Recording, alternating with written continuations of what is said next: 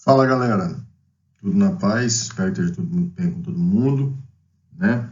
Todo mundo esteja fazendo sua parte. E aqui a gente está para a nossa primeira videoaula nesse período de quarentena que está rolando agora. E a gente continua o capítulo que a gente parou, no caso o capítulo 3 da frente A, certo? Só para finalizar mesmo, é só um pedacinho. Então hoje, uma linha bem curtinha, bem tranquila para vocês, certo? Bom, revolta dos Boxers, que acontece na China após a invasão das potências imperialistas. Com o domínio dessas potências, gente, o pessoal que vivia dentro da China acaba se revoltando contra essa galera do Ocidente, causando uma imensa xenofobia do povo contra os europeus e os norte-americanos que ali estavam, tá? Por conta disso, eles fundaram algumas sociedades secretas, e o exemplo de uma delas é a Sociedade dos Punhos Harmoniosos. E esses caras eram comumente chamados de Boxers.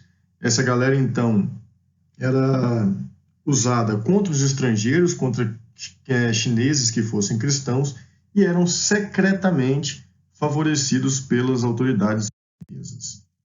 Uma força militar, então, foi composta por diversas nações, tá? Dentre essas nações temos ingleses, russos, japoneses, alemães, franceses e estadunidenses, e esses caras fizeram uma força militar unida para combater aos Boxers. Então a razão para isso era tomar as fortalezas chinesas e garantir que a rota até Pequim fosse segura, uma vez que nesse trajeto você tinha muitas pessoas dessas nacionalidades, tá?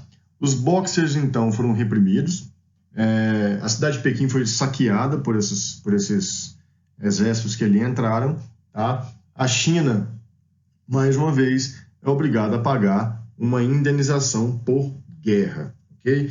Então, mais uma vez, a China acaba perdendo por confrontar as nações ocidentais. O Japão, então, percebendo o movimento que acontecia tanto na China quanto na Índia, ele acaba por optar tomar um caminho diferente.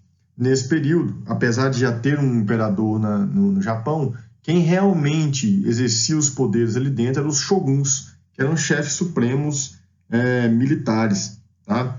Esses shoguns, então, optaram por importar livros, traduzir esses livros que viessem do Ocidente, principalmente livros de assuntos técnicos, aprender, entender como era o costume ocidental, tá? E então preparar a população japonesa para que pudesse enfrentar o desafio dos estrangeiros, tá?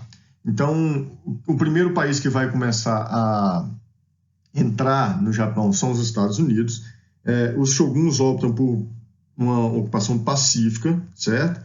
E por conta dessa opção, eles vão acabar assinando o Tratado de Kanagawa, abrindo os portos de Shimoda e Adate para os Estados Unidos, certo? Depois outros tratados vão ser assinados, galera, e eles vão assinar isso com os mesmos termos, com a Inglaterra, com a França, com a Rússia e também com a Holanda, tá? Bom, o povo não vai curtir.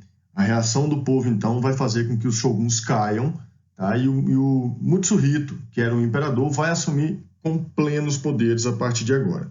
O Mutsuhito, então, assim que assume, inicia o que a gente chama de Era Meiji, que na sua tradução significa Era das Luzes, ok? As principais mudanças: a escravidão está abolida, a igualdade de todos perante a lei, a divisão do país em províncias, criando, então, estados, né, como a gente chama aqui no Brasil, na República nossa, né, criando essas províncias. Incentiva a instrução pública, muitas universidades, galera, muita faculdade foi criada nesse período, tá? Principalmente no ponto de engenharia, porque era necessária uma evolução no sentido da infraestrutura do Japão. Ele vai reorganizar o exército todinho japonês também, tudo com base em como são feitos essas organizações nas nações ocidentais. Uma vez que eu quero enfrentar essa galera e não quero deixar esse pessoal tomar conta do meu país, eu tenho que entender como é que eles funcionam, tá? A criação do iene, que vai servir para unificar o mercado em todo o Japão. O iene é a moeda atual do Japão e ela serve como um meio de unificação comercial ali dentro. E o desenvolvimento das comunicações, no caso como ferrovia, imprensa, serviço postal, telégrafo, tudo isso o Mutsuhito vai aplicar ao Japão.